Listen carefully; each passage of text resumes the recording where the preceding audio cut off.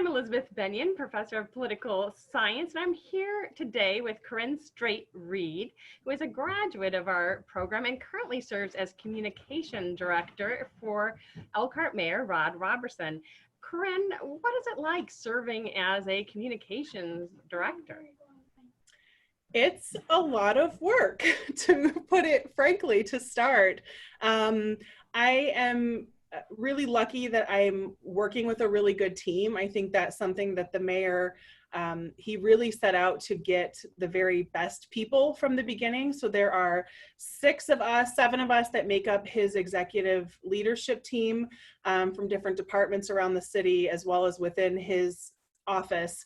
And he went outside of Elkhart. He did not, he was not hiring people from his campaign. He really went through a very diligent process to bring on the very best people. And on days when I am feeling crazy overwhelmed, I remind myself of that I was not a default, I was chosen, because especially, as life has changed for you and for all of us in the midst of this COVID disaster, running a city right now, we are doing so in unprecedented times. And that stress is certainly a new level that I've reached and have, really had to learn on how to process it and manage my time a lot better.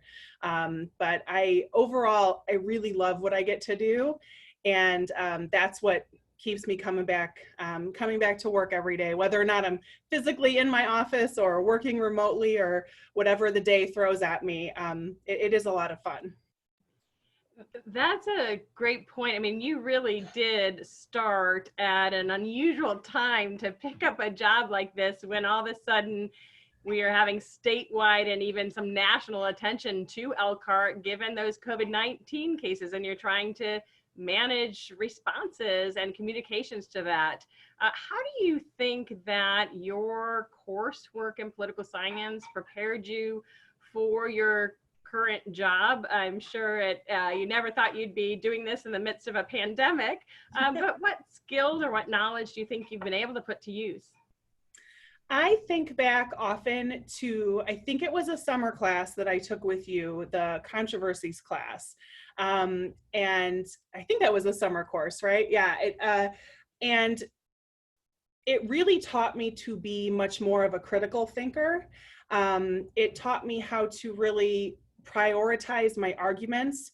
And the thing that I loved about that class is those surveys that you made us fill out in the beginning, where you gauged where we were on our viewpoints, gun control and immigration issues and that sort of thing, because it's very easy for all of us to fight for what we believe in.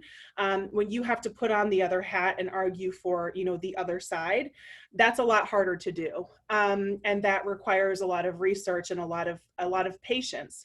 And that skill set I use every single day here at this job. I have to deal with a lot of people on social media, especially because social media is such a huge platform for the city, who don't agree with probably 95% of what we're doing, and being able to take my emotions out of it, and come back with them with the facts of why we made this decision. And it's fine if we disagree at that point, but let's make sure all the facts are laid out on the table, and then we can have a difference of opinion from there. But if we're not even arguing about what the stats are or what the reality is, then we're not getting anywhere. So that patience, because I'm an emotional person, I'm a passionate person. The viewpoints that I can think back to the debates that I did on my during debate in high school, that very similar positions to those that I hold now. So I'm going 20 plus years with those viewpoints. So I'm very good at arguing my side. I have to really take a step back and understand that, especially because I am in this and I am inundated with a ton of information every single day. I probably, I have to take a step and figure out a way to parse that out to people who aren't sitting around and reading news articles and medical journals all day, who have, come home from the regular job and want to understand why we're even talking about masks. And so putting myself in their shoes, understanding where they're coming from, and then just hitting them with the facts, and then we can go from there. Now, what about experiences you might have had outside of the classroom while you were a student at IU South Bend? Did any of those experiences help prepare you for what you're doing now? That's a good question. I was a non-traditional student when I came back to IU South Bend. That's always a term that I've hated because I tried to be a traditional student out of high school and it didn't work for me. I was a terrible college student when I was 18 and 19. And when I fell in love with politics truly at the job that I was working at in 2007 and 8, and really fell in love with local politics right here in Elkhart, actually right down the street from where I'm standing right now, working at the Elkhart Truth, and decided that's what I wanted to do. That was the first time in my life that I understood that I could have a calling like this. I went to high school with, and junior high school with people that are still dear friends of mine who knew in the 8th grade they were going to be a doctor, and they're a doctor now. I never had that. I never had that pull. So when I understood this is what I wanted to do, nothing was going to stop me from getting that degree and from pursuing it and really rounding out my understanding of what it meant to study political science and apply that to the real world. So those, I mean, I was going home to 2 young children every day, and a full-time job and a house to attempt to run. I don't even know if I was running it at that time, but the kids may have been running it. But those experiences that I brought with me every day to the classroom, it made me prioritize. It really made me be able to compartmentalize, this is my classroom time. I had to put away everything that was outside, and those were the kind of things that I didn't have the emotional or the social maturity to handle when I was 18 and 19 years old when I tried college the first time around. So when I, went into the classroom and that was my time at school, I did my thing, whatever I needed to do at home, and then it was study time. So I was really able to understand that, these 2 hours that I have are the most valuable 2 hours of my day. I got to get this done. So it helped me to block out the noise. Now, what would you say to seniors or recent graduates who may be feeling a bit of frustration that they don't have their dream jobs yet or aren't working in the field of politics? For one, I would really question the ideal of a dream job, because everyone has an idea maybe of what that position is that maybe we want, or we watch somebody doing it and think, oh my gosh, I could do that. And not really having any context or any background on that person to let us know what led them to that point. Because maybe they're doing a job that they never even thought that they could. I certainly am. I'm doing a job that, if somebody would have asked me several years ago to describe what a communications director does, I don't know if I would have been able to tell you what that job is. I think that I kept finding different dream jobs. I mean, when I got to produce the show that we worked on together, Politically Speaking, that was an amazing opportunity for me.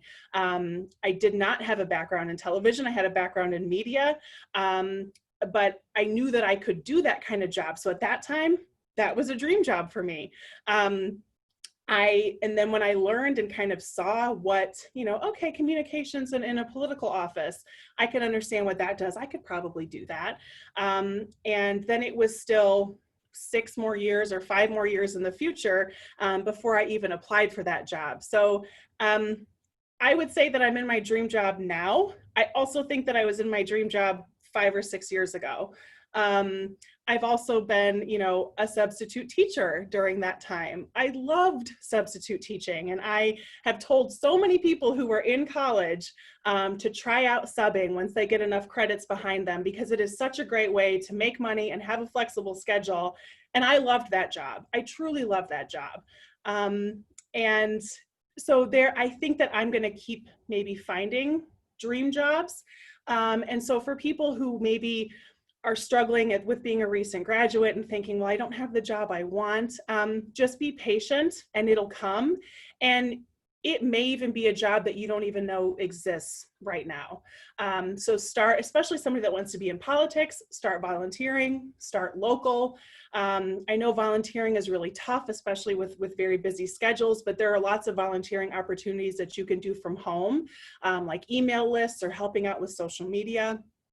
So that's a good way to get your foot in the door and start meeting people.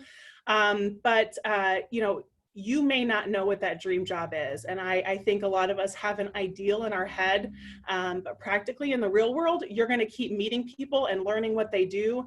And that's going to lead you to something better. Wonderful advice. So figure out how your knowledge and skills can apply to a wide variety of positions. Keep an open mind and keep networking, it sounds like is your big advice. Absolutely. Well, and I think back, I mentioned like debate and speech, you know, in high school. And I remember when somebody told me, and I don't remember, I think we probably have all heard this at some point in time, like anecdotally from a teacher, of how terrified most people are of public speaking. And I remember hearing that the first time, and that was such a foreign concept to me, that anybody would be afraid of public speaking. I was a theater person, I was a speech person. Anytime that a teacher would give you like some extra credit, or you don't have to take the written test if you'll do an oral exam, I was on that every single time. So I never would have been able to connect that skill of public speaking and debate and presentation with a career. So this is something that I've been good at for a very long time. I've never been able to translate that to a profession.